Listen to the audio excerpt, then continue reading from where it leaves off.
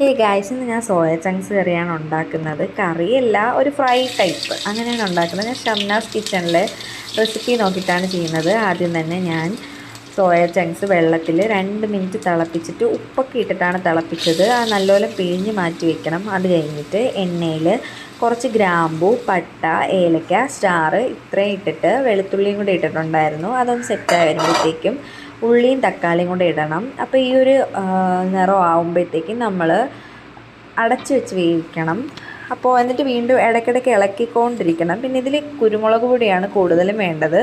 കുരുമുളക് പൊടി കുറച്ച് കൂടുതൽ എടുത്തിട്ടുണ്ട്. പിന്നെ മുളക് പൊടി കുറച്ച്, മഞ്ഞൾപ്പൊടി കുറച്ച്, മസാലപ്പൊടി,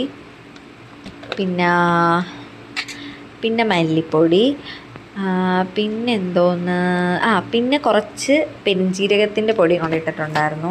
അപ്പോൾ ഇത്രയും കൂടെ ഞാൻ അതിൻ്റെ മുകളിൽ ഒരേപോലെ ഇട്ടിട്ട് കുറച്ച് എടുത്താൽ അതിന് ഈ കാണിക്കുന്നത് എനിക്ക് അളവൊന്നും പറയാൻ അറിയില്ല.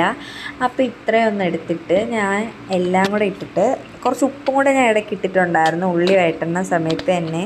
അപ്പോൾ ഇതെല്ലാം ഇട്ടിട്ട് ഞാൻ നല്ലപോലെ ഒന്ന് ഇളക്കി കൊടുക്കുന്നുണ്ട്.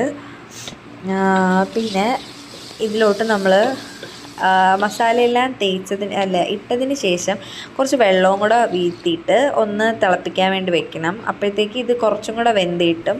അപ്പോൾ ഞാൻ ഇത് പിഴിഞ്ഞ് മാറ്റി വെച്ചേക്കുന്ന സോയ ചങ്ക്സ് ഇതിലോട്ട് ഇട്ടു. പിന്നെ നല്ലപോലെ ഒന്ന് വഴറ്റി, പിന്നെ കുറച്ച് വെള്ളവും കൂടെ വീഴ്ത്തി, പിന്നെ നല്ലപോലെ ഒന്ന് ഇടയ്ക്കിടയ്ക്ക് ഇളക്കി കൊടുത്ത് ഈ ഒരു ടൈപ്പിൽ എടുത്തു.